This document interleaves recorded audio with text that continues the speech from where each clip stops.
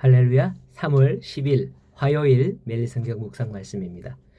오늘 말씀은 요한복음 11장 47절에서 57절의 말씀입니다. 마땅히 군주라 하면 자기 백성을 사랑할 줄 알고 아끼며 때론 자기 사람들을 위해서 온 힘을 다해야 하는 줄로 압니다. 그런데 우리나라 역사를 보면 저는 왕이 이름만 왕이지 자기 살기 위해서 먼저 피신을 간다? 백성들은 외적에게 짓밟혀도 자기만 살면 된다 하는 식으로 피난 가는 게 그게 군주인가? 그런 생각이 들어서 사실 조선시대 왕을 별로 좋아하지 않습니다. 세종대왕 빼고요. 요즘에도 보면 영화가 왕의 남자인가 그게 인기가 좋다는데 좌우지간에 저는 왕들이 좀 그래요. 자, 오늘 말씀도 보면 그렇습니다. 심지어 자기들의 안위를 위해서 하는 말이 뭐냐면 50절에 한 사람이 이 백성을 위하여 죽어서 온 민족이 망하지 않게 되는 것이 너희에게 유익한 줄 생각하지 아니하는도다 라고 그의 대제사장인 가야바가 말하는 것이었습니다.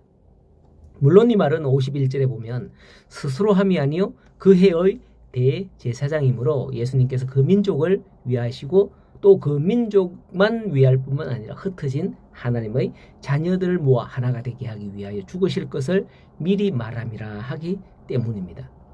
대제사장이 이 말을 함으로써 예수님의 죽으심이 어떠한 일인지 공표가 된다는 의미겠죠. 대제사장은 하나님께 제사를 드리는 인물로서 바로 예수님을 양으로 제사 드린다. 예수님이 희생하셔서 우리의 모든 죄가 속죄된다 라는 의미를 담고 있는 말을 하는 거죠. 만약 대제사장이 이 말을 하지 않았고 아무도 모르게 예수님이 한쪽 구석에서 십자가에 죽으셨는데 그러셨다면 하나님의 어린 양과는 전혀 하나님께 드리는 제사와 예수님의 희생과는 전혀 관계가 없게 되는 겁니다. 그러나 대제사장이 이 말을 함으로써 예수님과 관련이 되었다는 겁니다. 자, 이렇게 본다면 대제사장 그 사람 참 선견지명이 있네 이렇게 생각하고 의롭다고 봐야 하는 걸까요? 잠언 16장 4절을 보면 이런 말씀이 있습니다. 여호와께서 온갖 것을 그 쓰임에 적당하게 지으셨나니 악인도 악한 날에 적당하게 하셨느니라 하죠. 하나님은 모든 것을 목적과 섭리 가운데 두셨다는 거예요. 악인조차도 하나님의 주권 아래에 있으며 결국 하나님의 공의가 드러나는 날에 쓰임을 받는다는 의미예요. 그렇기 때문에 악인이 그 말을 하였다고 해서 그가 하나님 쓰임받는 하나님의 쓰임받는 의인이구나 라고 생각하는 게 아닌 거죠. 생각해 보세요. 가룟 유다가 무엇을 한 사람이에요? 예수님을 은삼십에 판 사람입니다. 만일 가룟 유다가 예수님을 팔지 않았으면 예수님이 대제사장의 무리에 의해서 십자가를 지지 않으셨을 수도 있기 때문에 가룟 유다가 성경대로 이루기 위해서 쓰임받은 거 아니냐라고 생각하나요? 아니잖아요. 예수님도 말씀하셨어요. 차라리 그는 세상에 태어나지 않는 것이 자기에게 좋았을 것이다 라고 했잖아요. 그러므로 자신의 행위가 악하고 그릇된 것은 그 어떤 말을 해도 정당화되지 않는 거예요. 53절을 보면 이날부터 그들이 예수를 죽이려고 모의하니라 라고 하죠. 그렇게 해서 결국 나중에는 예수님을 십자가형으로 처형하고 말죠. 그렇다면 대제사장 가야바의 말처럼 후에 예수님을 십자가에 못 박은 후에 유대가 평안을 얻게 되었습니까? 아닙니다. 사실은 그 반대예요.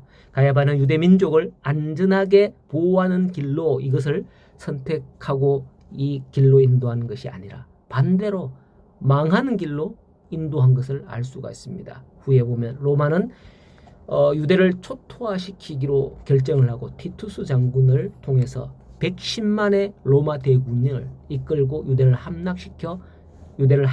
함락하고 학살하며 성전을 파괴하는 일이 예수님이 돌아가신 후 70년경에 일어납니다. 만일 가야바 같은 지도자들이 예수 그리스도의 가르침을 따르라 라고 백성에게 권했다면 유대인들은 회개하고 하나님의 은혜를 입었을지 모릅니다. 아시잖아요.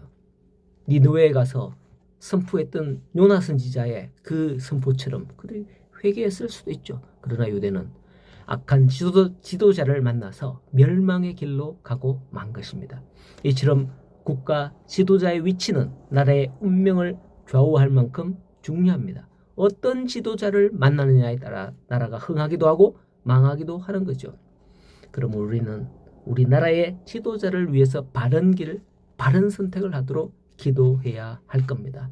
당대표들도 마찬가지죠. 부디 정부와 국회가 국제 정세를 다루는 대세를 논할 게 아니라 일본의 총리를 보세요. 그 총리처럼 줏대를 가지고 우리만의 주권을 공고히 해나가는 그것도 중요한 것 같아요. 이런 일들을 위해서 우리가 기도해야 될 줄로 압니다.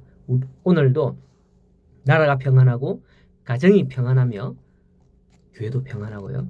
여러분들의 일터가 주님의 주신 은혜로 평안하기를, 든든히 서가기를 간절히 소원하고 축복합니다. 오늘도 믿음으로 승리하시길 바랍니다.